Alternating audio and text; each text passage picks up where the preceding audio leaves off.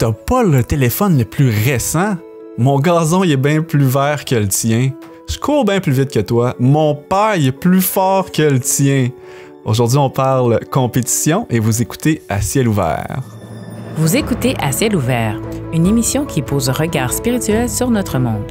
Pour vous abonner à ce podcast, rendez-vous sur votre plateforme préférée telle que Apple Podcast, Google Podcast et Spotify. Pour nous suivre sur les médias sociaux, retrouvez-nous au @VersJésusMédia. Aussi, pour d'autres émissions ou ressources spirituelles comme celle-ci, visitez leversjésus.org. Aïe, aïe, aïe. Aujourd'hui, on parle compétition, n'est-ce pas, les amis? Et vous retrouvez autour de la table, comme d'habitude, les mêmes collaborateurs. Isabelle Grondin-Atwood, bonjour. Salut. Joël Tremblay, bonjour. Bonjour, bonjour. Et ainsi que moi-même, votre animateur, Chani Roy. Et on est dans l'émission À ciel ouvert, une émission où on pose un regard spirituel sur notre monde. Et aujourd'hui, on est dans un autre sujet qu'on pourrait appeler non populaire, parce qu'on va, on va explorer un peu en profondeur le sujet de la compétition, justement. Et on va se poser plusieurs questions. Je vais pas essayer d'aller tout de suite vendre un peu la mèche de certains des conclusions qu'on veut en tirer, peut-être. C'est moi le meilleur.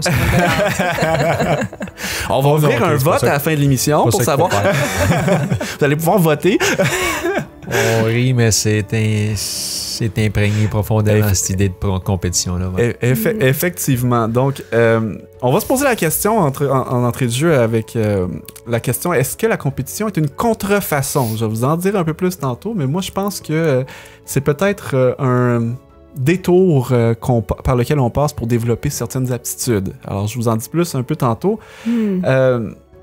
Joël, tu vas nous parler de choses qu'on peut faire pour rester dans la compétition.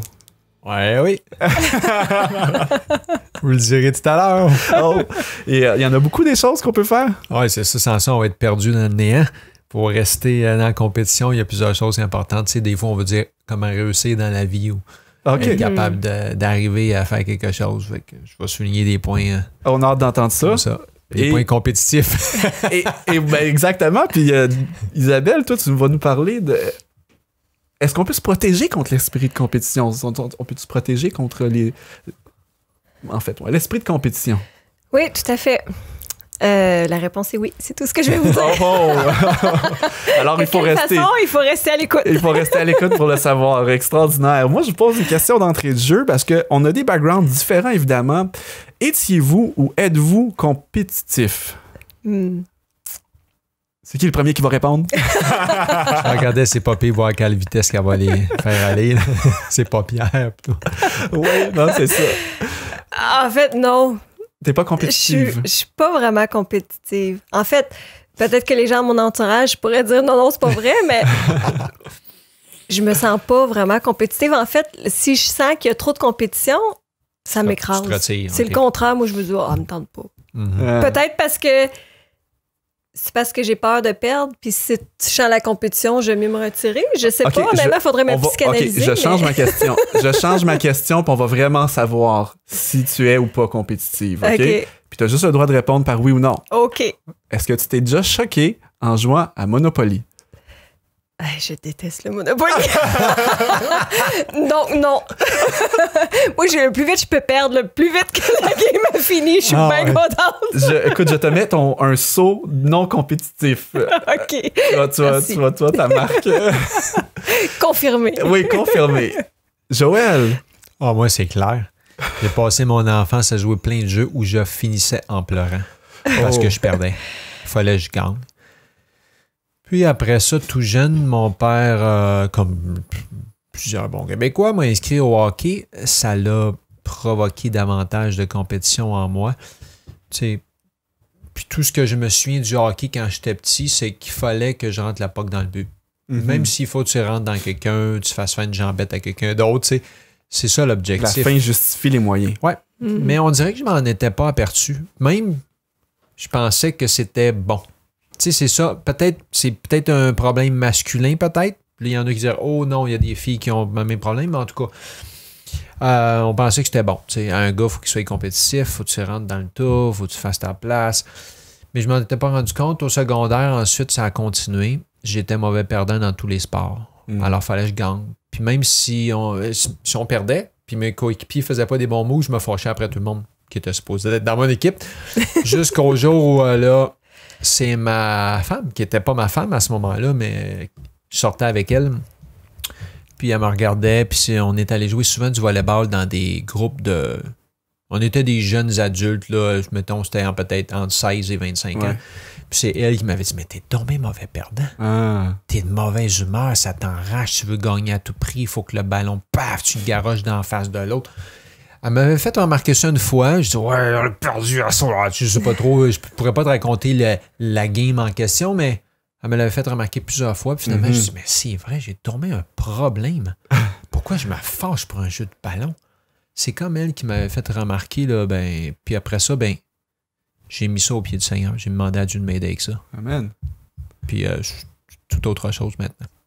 Je suis vraiment dans la même lignée que toi. Je me choquais au Monopoly quand j'étais jeune.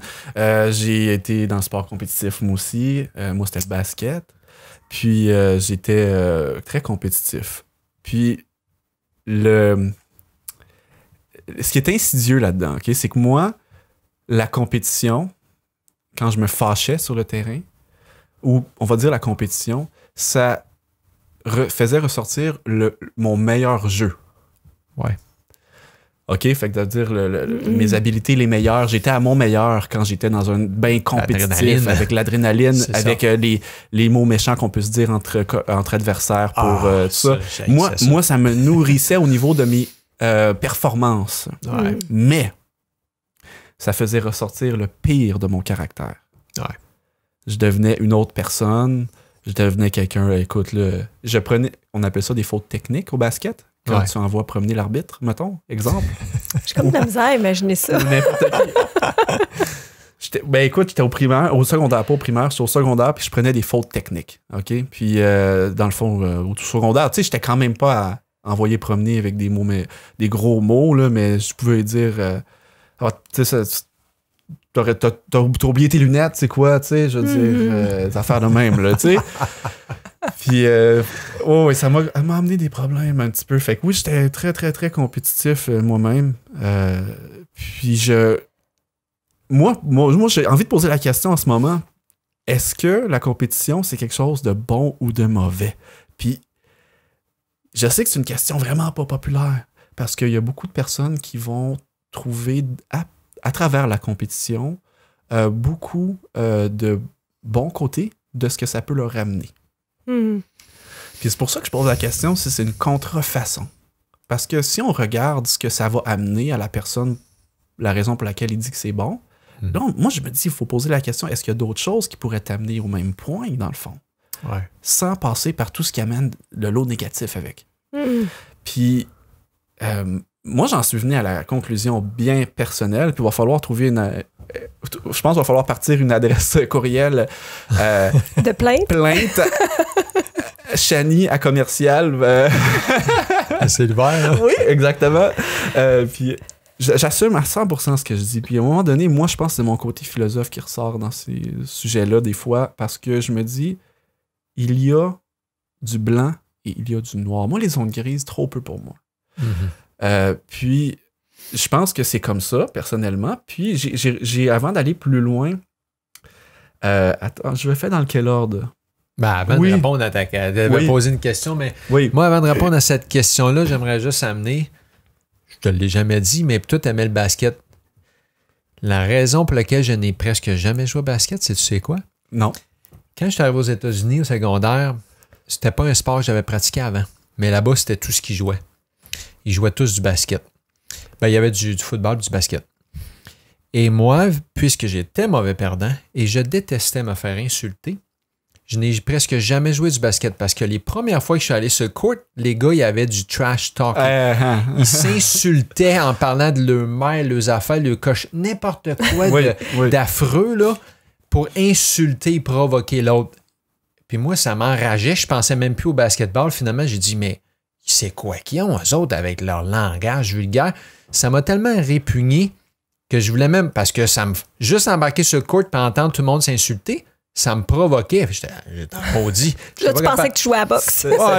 C'est exactement ça. J'avais juste envie de fesser ça dans fait le partie tas. de la culture, des fois. Fait que ça m'a répugné. Ça faisait partie de la culture du basketball. Moi, ça m'a complètement détourné. J'ai jamais joué de basket. À part si maintenant quelqu'un dirait, veux-tu prendre le ballon, on va te tirer d'un panier. Bah oui, je le ferai une couple de fois pour jouer avec un enfant, mais je dis, le sport du basket, ça m'a totalement repoussé. J'ai jamais joué de basket à cause de ça. Ben, tu vois, ça montre comment est-ce que j'avais ce mauvais caractère-là qui s'insultait, qui se vexait. Oui. Mais ça faisait partie de cette culture-là, ou comme on pourrait dire, la culture du hockey, c'est jeter les gants.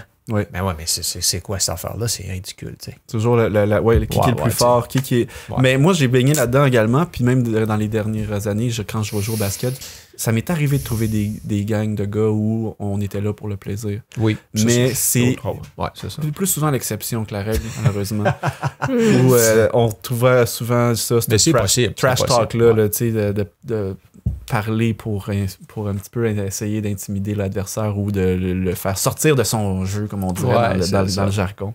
Je fais un petit jeu avec vous, gang, OK? Je vais vous dire des mots, puis vous allez me dire spontanément l'antonyme qui vous vient en tête. L'antonyme étant le mot contraire, OK? Merci pour la leçon de français. Je voulais être sûr de bien comprendre. OK, non, écoute, évidemment, écoute, c'est juste pour que ce soit clair les règles du jeu, là. Hein? Tu ne pourras pas venir après déposer un protest pour dire que ça n'avait pas été clair. Alors, je vous dis quelques mots. Ouais. Vous me dites l'inverse. Mal. Bien. Mensonge. Vérité. Stupide. Intelligent. Ouais, c'est bon. Compétition. Participation, collaboration. Unité. Ouais. Ah, vous êtes quand même pas pire.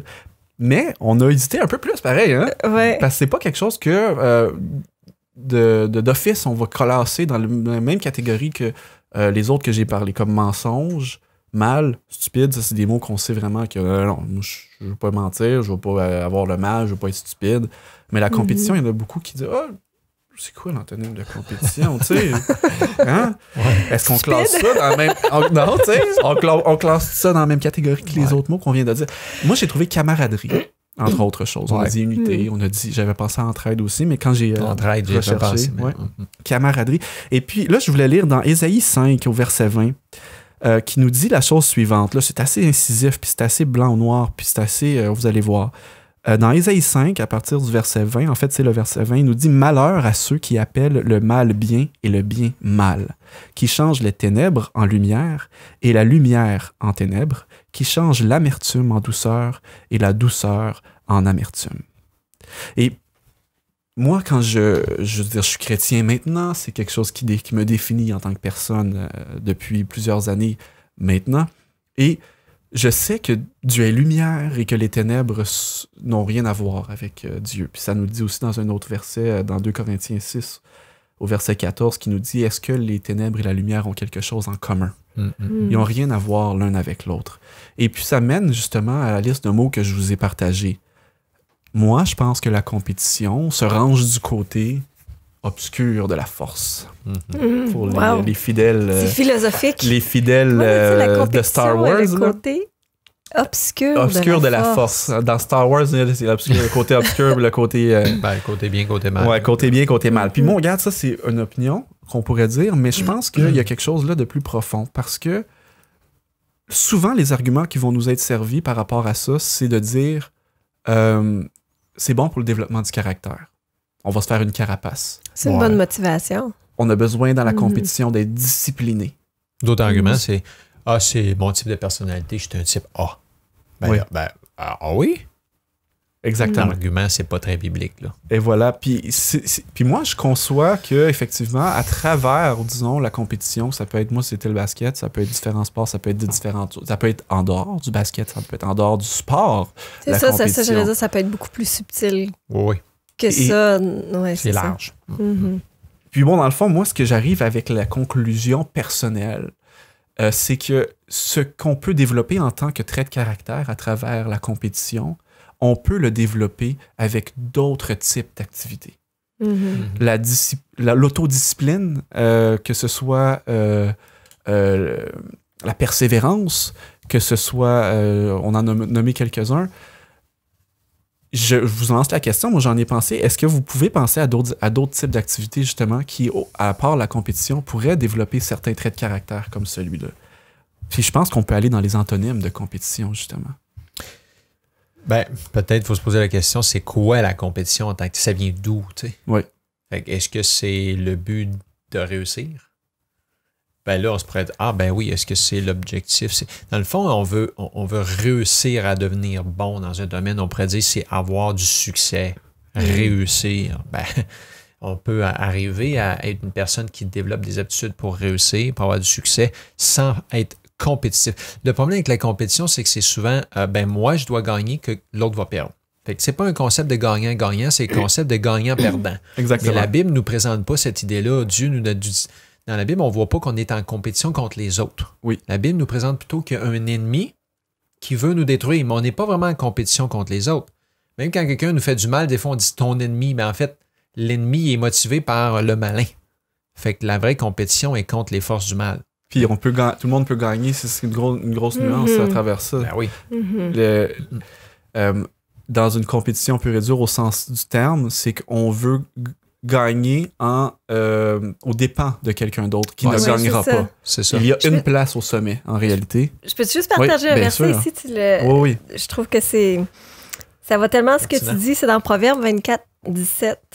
Ça dit « Ne te réjouis pas de la chute de ton ennemi. » Non, on dit ennemi, mais ça peut être... De ton l'ennemi, compétiteur. Ça peut être ton compétiteur, ça peut être un joueur de l'équipe adverse. Ouais. Et que ton cœur ne soit pas dans l'allégresse quand il chancelle. Wow. Wow. Parce que ça serait mal de penser. Se réjouir de la défaite de l'autre. Exactement. C'est ça. Mais c'est complètement à l'encontre de ce que le monde nous enseigne. Oui, parce que tu vois, il y a une place sur le haut du podium. Il n'y en a pas plusieurs. Non, c'est ça. Puis j'ai déjà entendu les gens dire que la pire médaille, c'est la médaille d'argent. Parce qu'en réalité, tu es le premier des perdants. Wow. Fait que ça dit que la compétition pure et dure, c'est ça, c'est que toi, tu te hisses à la tête aux dépens des autres autour. Alors que, il me semble que ce serait tellement plus édifiant de vouloir arriver à un même but, comme tu l'as dit, Joël, en amenant d'autres avec soi. Donc, c'est pour ça que moi, j'ai pensé à des choses comme l'entraide, le service, d'être au service de son prochain. Ce sont des choses qui vont nous faire développer tellement de traits de caractère extraordinaires. Puis la compétition n'a pas nécessairement besoin d'être... n'a pas lieu d'être dans ces actions-là. La persévérance, c'est quelque chose qui peut s'expérimenter en groupe. Ben oui. Il n'y a pas besoin d'avoir un perdant, au final, dans la persévérance. Ben non, parce que quand tu t'encourages, tu vas persévérer si tu as plus d'encouragement. Ça se fait ensemble au lieu de se faire contre l'autre. Comme tu dis, l'entraide, le service, en temps normal, c'est un effort collectif. Il y a plus de succès en effort collectif que exclure toutes les autres. Fait que c'est un antonyme, on pourrait dire que c'est le contraire de la compétition, où c'est absolument juste moi qui dois gagner, avoir le meilleur salaire, écraser l'ennemi, le faire tomber ou trébucher. Tu sais. La Bible nous présente plutôt ça comme, en tout cas, l'apôtre Paul dit que c'est comme une course à longue distance, puis l'objectif, c'est que tous arrivent au but. Fait que s'il faut, en passant, t'en aides d'autres. C'est pas grave. C'est pas une question qui arrive le premier, c'est d'arriver au but. Exactement. C'est complètement différent. C'est une autre perspective. Puis, moi, en conclusion, ce que je dirais, c'est que j'ai tellement apprécié quand j'ai été jouer des fois avec au basket. Moi, je regarde encore au basket. Mais à la fin, ou pendant le jeu, Joël, il réussit un tir. Je joue contre Joël. Hey, beau lancer, Joël. C'est ça. Beau lancer. T'encourages. Puis je joue contre lui. Plaisir. Puis il a lancé. Puis c'était moi qui défendais Joël. Mais il a réussi son lancer. Hey, beau lancer, Joël. Puis à la fin de la partie, quand il y a une équipe et un gagnant, j'ai dit, hey, ça, c'était une belle game. C'était serré. C'était le fun. On a eu du plaisir.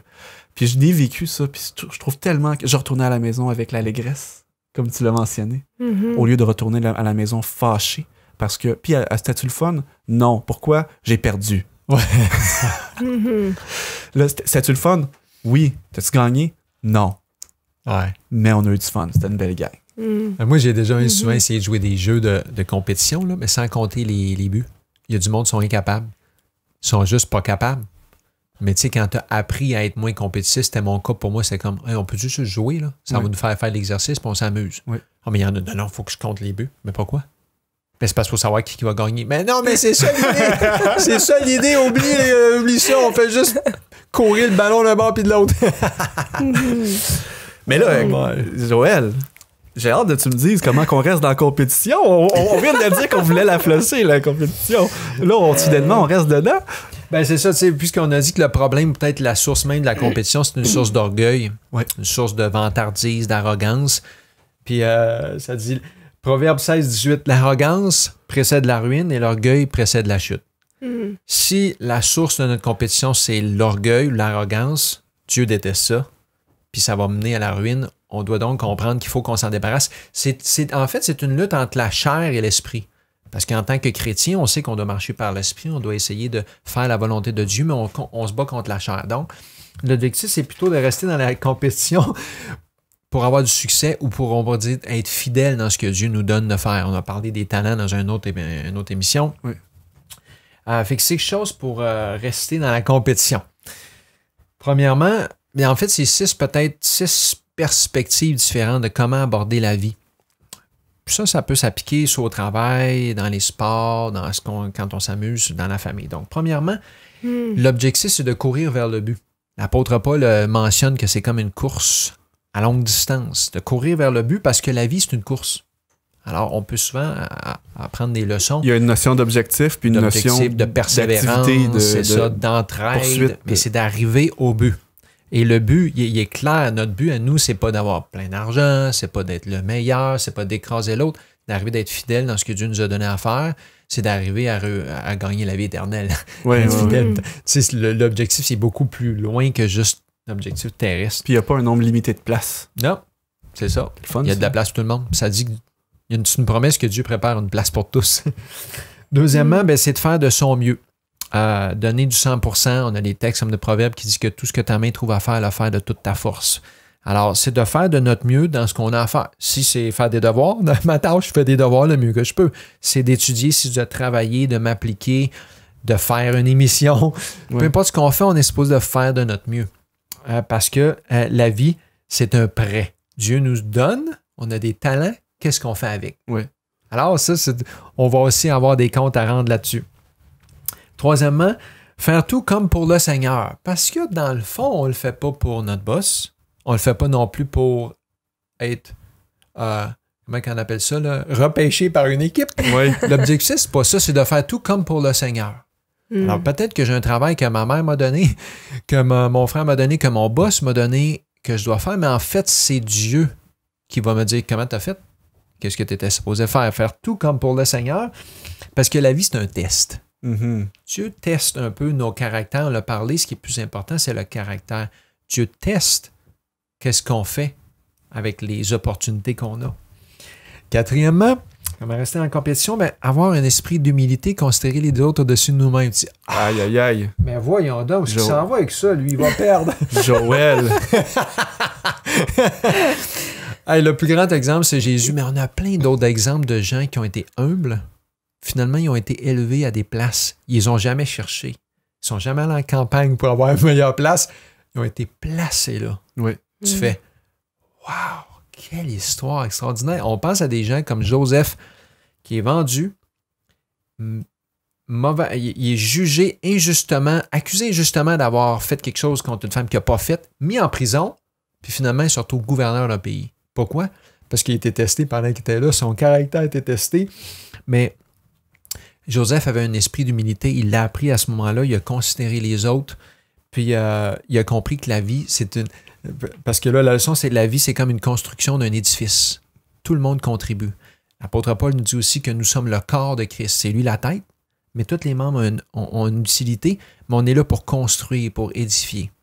Alors, si on considère les autres aussi bons que nous-mêmes, on va prendre tout le temps les autres et dire, tu peux-tu m'aider? Parce qu'ensemble, on veut construire quelque chose de mieux ensemble, on veut faire une différence. Pour construire ta tour, on n'a pas besoin de détruire celle des autres qui sont autour. Exactement. Fait que, tu sais, ça, c'est une leçon de vie, puis on sait, dans le fond, il n'y a presque pas de grands projets ou de choses extraordinaires qui ont été réussis par une personne seule.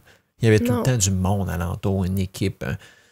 Même Jésus s'est entouré de ses 12 disciples parce que lui savait qu'eux allaient continuer le même travail que lui avait fait, tu sais. Oui. Puis même dans le cas de Daniel, j'ai lu cette semaine que c'était un travail d'équipe, là aussi. Exactement. Parce qu'il y avait ses amis hébreux qui forcément priaient pour lui à travers tous ces études. Daniel, un autre cas extraordinaire. Daniel n'a jamais fait de campagne pour essayer d'avoir un poste. Mais le plus incroyable, c'est que c'est un esclave. On pourrait dire, en tout cas, il est on pourrait dire un immigrant où il est arraché de son pays. Il arrive dans un pays inconnu, il est formé, on change son nom. Il prend sa place. Il est fidèle là où Dieu l'a mis. Il ne cherche pas à avoir un poste important. Finalement, il monte jusqu'à la tête à cause de sa fidélité. Le pays tombe, le royaume est pris. En temps normal, il aurait dû être exécuté, mais à cause de la réputation, sa réputation qui l'avait devancé, même par les ennemis de Babylone, qui ont dit quand on va rentrer là, on va garder ce gars-là, c'est un élément remarquable, complètement différent des autres. Encore une fois, il ne demande pas un poste, il devient encore à la tête de ce pays-là. Extraordinaire. Puis quand on entend des histoires comme ça, on dit waouh, ça, c'est pas de la compétition, c'est du succès, c'est une réussite, mais complètement différente. Daniel, même quand ses ennemis voulaient trouver quelque chose de mal contre lui, il n'était pas capable, puis lui priait pour eux. Eux autres voulaient le faire tomber, voulaient l'éliminer, mais lui, non. Il cherchait plutôt à prier pour vos les ennemis, sauver. Pour ceux qui vous persécutent. Exactement. Fait que c'est complètement le contraire de la compétition. C'est complètement quelque chose qui est non naturel. C'est même pas naturel, ça vient de Dieu. Parce que dans notre chair, c'est d'être compétitif, c'est moi. Mais quand l'Esprit nous conduit, c'est qu'est-ce que Dieu veut que je fasse? Comment je peux trouver d'autres personnes qui ont le même esprit? Je vais prendre trop de temps, là, mais 5, c'est sixième chose pour rester dans la course, c'est d'avoir les priorités ou de considérer quelles choses ont de la valeur. Puis c'est clair que là, on va dire, qu'est-ce qui a de plus de valeur? C'est d'être bon dans une game de ballon ou d'être capable de faire du bien ou de servir? C'est clair qu'on va dire. Pourquoi je fais ce que je fais? Non, là? ça n'a pas d'importance. Un jeu de ballon, c'est pas là. Faut que je mette toute mon énergie puis toute ma capacité. Ça, c'est plaisant. On va jouer je vais jouer avec des amis, créer des liens. Mais les choses de valeur, c'est quoi? Dans la Bible, ça nous dit que la vie, c'est comme un trésor, une chasse au trésor. Un homme trouve un trésor, il va tout vendre pour acheter. C'est quoi qui est précieux pour nous? Pour rester dans la course, c'est clair qu'il faut qu'on ait les priorités à la bonne place pour savoir que les choses de valeur, c'est pas la maison que j'ai, c'est pas le compte en banque que j'ai ici, mais c'est les âmes qu'on va être capable de sauver pour l'éternité. Ça a bien plus de valeur que 70 ans ici sur Terre, là, ou 80, même 100. Oui. C'est vraiment une question de service qui est encore au centre de la question ici. Puis 6, la vie est un combat, donc il faut connaître notre ennemi. L'apôtre Paul nous dit qu'on doit revêtir les armes, puis que notre ennemi, c'est Satan, qui rôde comme un lion rugissant. Il veut détruire ceux qui ont la foi, parce que lui, son objectif, c'est pas qu'on aille au ciel pour l'éternité. C'est le contraire, c'est qu'on soit tous perdus, parce que lui, il est perdu, puis il sait. Lui, il a fait son choix, puis il veut nous entraîner, nous motiver à agir par l'orgueil, la compétition, la destruction, parce que l'esprit de compétition, c'est de détruire l'autre. C'est l'esprit même du malin. Tu fais « Ouh! » Puis le jour que le Seigneur m'a montré ça, moi, j'étais comme « Joël, la raison pour laquelle t'es mauvais perdant, c'est parce que tu as l'esprit du malin. » Ouf! J'ai mis ça au pied du Seigneur, puis c'est lui qui m'a aidé à avoir la victoire là-dessus. Je suis compétitif dans un bon domaine maintenant, puis je ne l'ai plus dans ces domaines de ballon ou d'affaires-là. C'est le genre de phrase qu'on se souvient quand on se fait dire ça. Ouais. Parce que là où tantôt tu as lu un passage dans Proverbes, et là, ce que tu viens de dire, moi, j'avais déjà entendu que si les crabes avaient pas leur pince avec un élastique dans les bacs à l'épicerie, puis qu'il y en a un qui essaye de sortir en s'agrippant puis tout ça, les autres crabes le pinceraient pour qu'il retombe en bas. Puis c'est comme si, là, tu viens de mentionner, mettons, Satan qui veut notre perte. Lui, il sait qu'il est condamné, puis ça. Puis que souvent, c'est ça, tu vois, regarde, si moi je m'en sors pas, toi non plus, tu t'en sortiras pas. Puis il y en a qui préfèrent que tout le monde perde plutôt que juste eux. Ils perdent. C'est vraiment l'esprit du malin. Ouais. Puis 6, c'est ça. Fait qu'il faut connaître notre ennemi. Parce que la vie, c'est un combat, c'est une guerre, puis notre ennemi, dans le fond, c'est le malin. Puis c'est pas les gens, même des fois, ceux-là qu'on dirait qu'ils nous mettent des bâtons dans les roues, en fait, c'est pas vraiment nos ennemis. On devrait plutôt prier pour eux pour essayer de gagner leur cœur. Puis à ce moment-là, ben, en tout cas, toute la perspective est complètement différente. Je suis tellement content d'où ce que tu as amené ça parce que, tu sais, moi, je trouvais que j'étais comme un petit peu intense en disant aux gens, la compétition, c'est pas bon. Ils vont me dire, ils vont écouter, ils vont dire, hey, c'est un. Il pousse, puis pousse égal, là, écoute, là. Mais non, là, on est en train de mettre la table, là, en train de dire, on la remet à l'envers, la table. De dire, non seulement la compétition, c'est pas bon, mais en plus, tu devrais, là, prier pour ton adversaire. Tu devrais souhaiter qu'il gagne. Quoi? Ben ouais, c'est ça. Mais t'es pas bien. C'est notre réaction naturelle. Ouais, c'est notre réaction naturelle.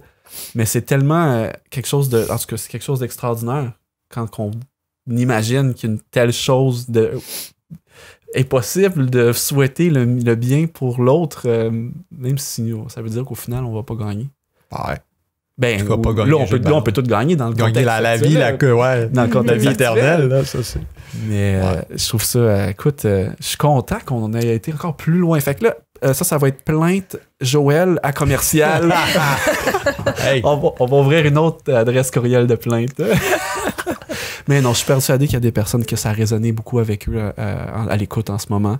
Peut-être des choses qu'ils ont vécues personnellement. Donc, tu sais, on fait des blagues en pensant que les gens ne penseront pas comme ce qu'on vient de parler. Mais c'est parce que c'est peut-être quelque chose qui est tellement pas adressé dans la vie de tous les jours. Ouais. Cet aspect-là, que c'est sûr que ça détonne, tu sais. Mais en même temps, c'est tellement rafraîchissant. Je dirais que c'est tellement rassurant. Oui. Parce que même dans le système d'éducation aujourd'hui, on fait souffrir nos jeunes tellement tôt. T'sais, peut-être que le mot compétition est peut-être moins utilisé dans le milieu scolaire ou dans une classe, mais le principe est là. Oui, peut-être plus qu'on le reconnaît comme une rivalité. L'autre petit gars, il est bien meilleur que moi en maths. Puis, là, les enfants, entre eux, se comparent très tôt, juste même entre frères et sœurs.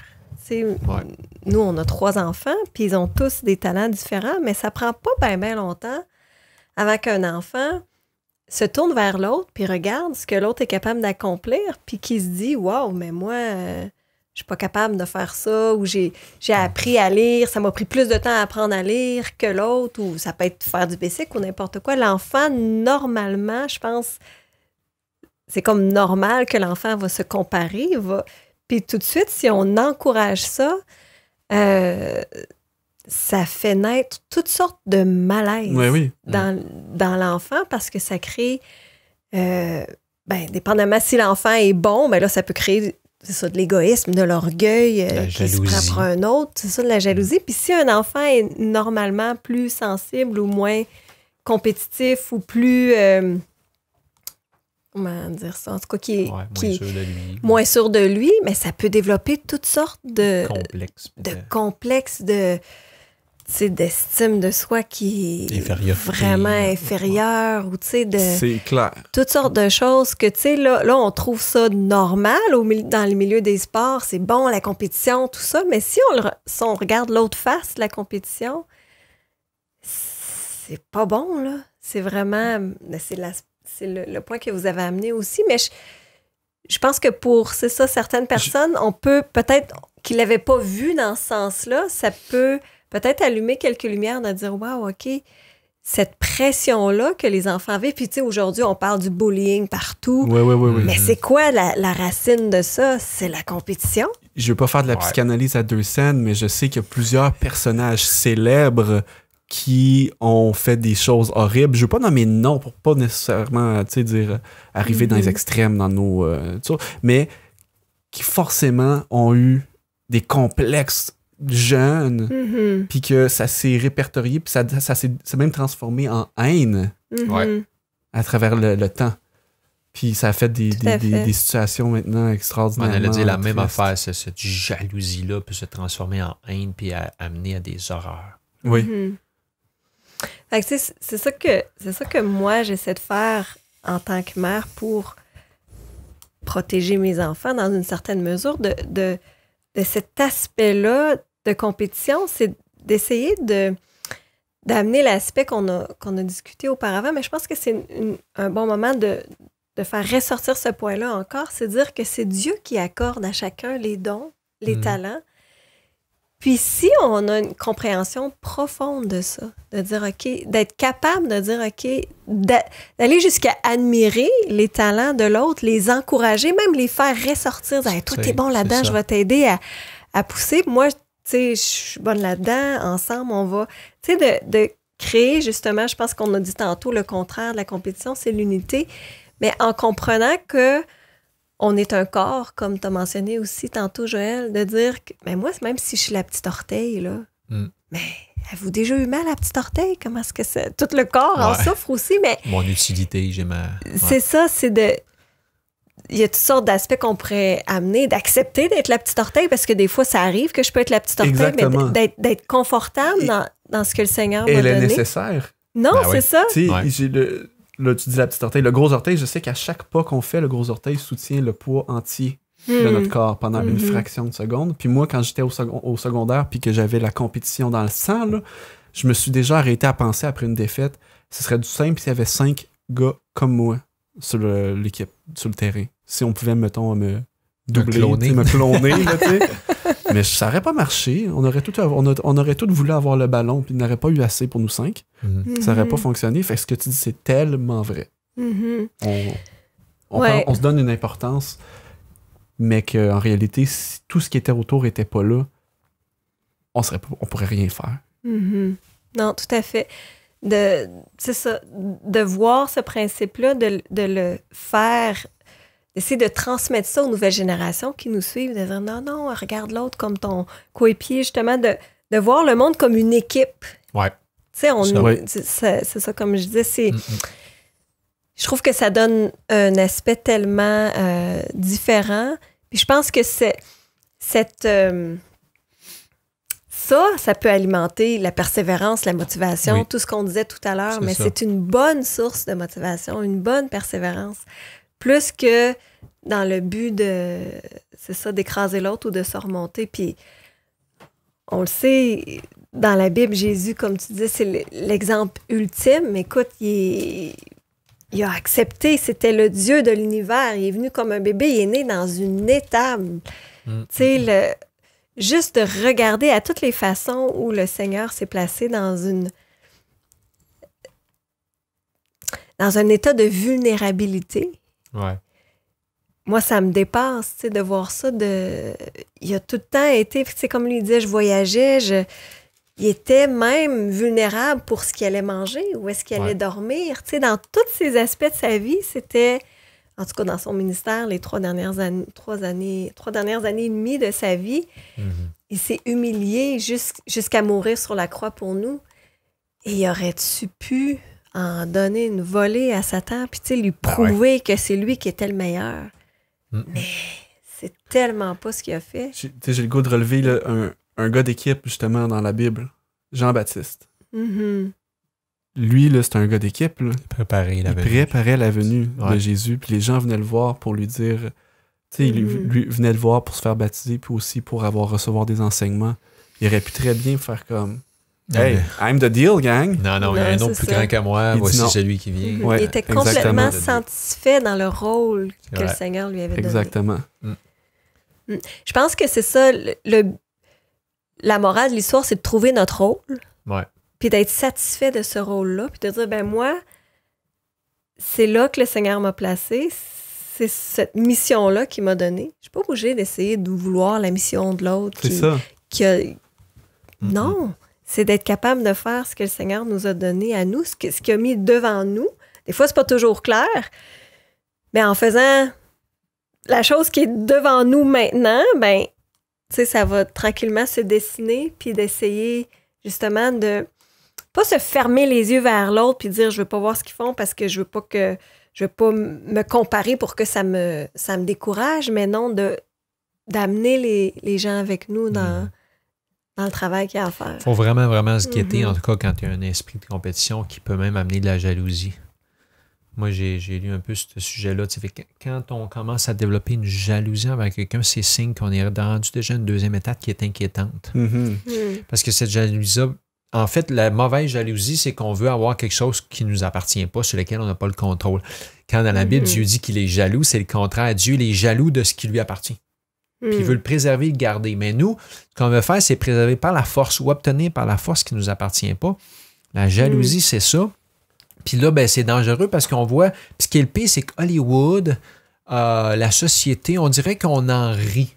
On fait des milliers de films puis d'affaires. On rit de ça, là, tu sais, des gens qui sont jaloux jusqu'à devenir malsains, qui convoitent. La convoitise, c'est un péché, ça fait partie des 10 commandements. Ils manipulent, ils manigancent, puis ils vont commettre des actions pour forcer, détruire, piéger, faire des crimes, tout ça pour obtenir des affaires qu'ils ne devraient pas. Puis on fait tout plein de films, puis on rit de ça. On trouve ça drôle. Mais c'est très malsain. Au lieu de rire de ça, on devrait dire, Seigneur, j'ai un problème parce que je commence à avoir une jalousie envers quelqu'un. C'est très malsain. C'est avec là, au lieu de dire, ben non, c'est le contraire, on est supposé de vouloir le salut, cette personne-là, s'entraider. Fait que tu sais, on doit guider nos enfants, guider nos familles, s'entraider, s'encourager quand on développe cet esprit-là pour dire non. Essayons d'avoir l'esprit de Jésus qui était en Jésus, cet esprit-là d'humilité, que Jésus jamais été compétitif pour lui-même. Son objectif, c'est de sauver tout le monde. Il est venu pour sauver ce qui était perdu. Fait que c'est clair qu'en tant que chrétien, je pense qu'on a une perspective différente, puis on doit garder à l'esprit ce qui est important. Je vais continuer sur ce que tu disais justement, en tranquillement vous amenant avec moi dans une courte méditation sur justement ce sujet-là, parce qu'on l'a mentionné plusieurs fois que on a été compétitif, dans le cas de moi et Joël, quand même dans le passé. Et si on ne l'est plus, c'est pas parce qu'on a réussi à faire quelque chose par nos propres moyens. Puis, je m'adresse maintenant à vous, à ceux qui écoutent à la maison. Puis, tu dis, ouais, mais moi aussi, je suis compétitif. Moi aussi, je suis quelqu'un qui aime ça, ce genre de situation-là. On a parlé brièvement de la source du mal. On a dit, Satan, c'est lui qui veut nous perdre, qui veut nous amener vers le bas, alors que le Christ, c'est l'inverse. Il veut nous élever vers le haut. Puis, j'aimerais ça vous amener et lire avec vous un passage qui nous explique un peu ça, la genèse de tout le mal, puis d'où ça a commencé. Puis vous allez être peut-être surpris, si vous ne le connaissez pas, de savoir que la compétition a joué un très, très grand rôle dans toute cette histoire-là. Donc, je vous lis ça dans Ésaïe 14, au verset 13 et 14. Ça nous dit « Tu disais en ton cœur, je monterai au ciel. J'élèverai mon trône au-dessus des étoiles de Dieu. Je m'assiérai sur la montagne de l'assemblée. À l'extrémité du septentrion, je monterai sur le sommet des nues, je serai semblable au Très-Haut. » Donc, là, on a ici Lucifer, porteur de lumière, Satan, celui qui veut se hisser au-dessus de Dieu. Il veut prendre la première place aux dépens des autres. Donc, c'est littéralement la compétition qui était ce qui animait ce premier désir-là de ce que Satan est devenu finalement.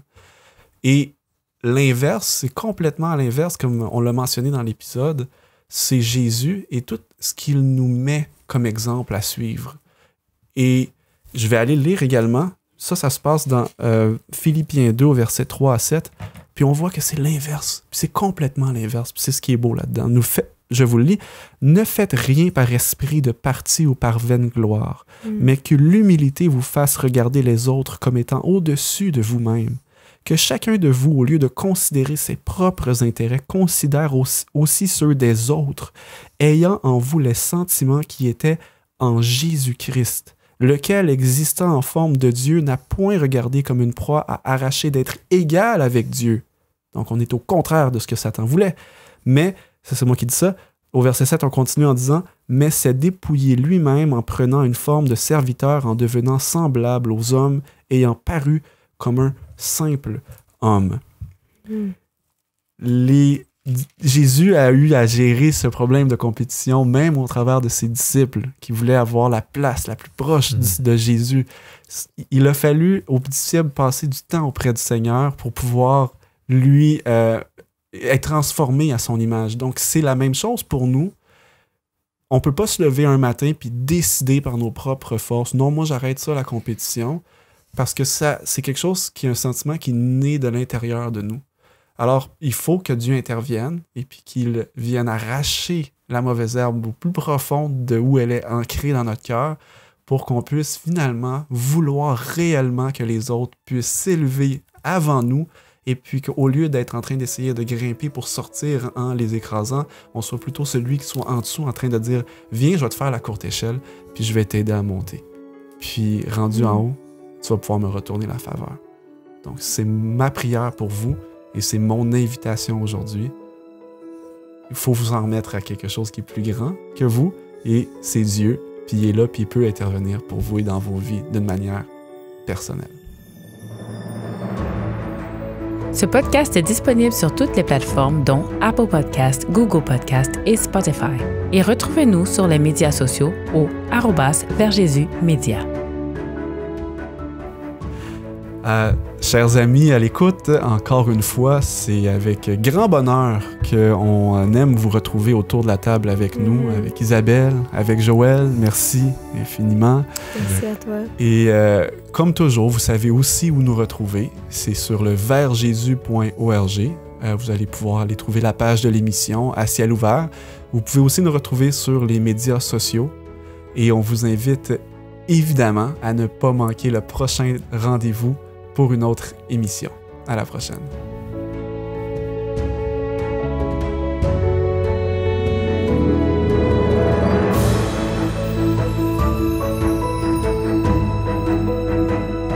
Vous écoutiez À ciel ouvert, une production de Vers Jésus. Pour d'autres émissions ou ressources spirituelles comme celle-ci, visitez leversjesus.org.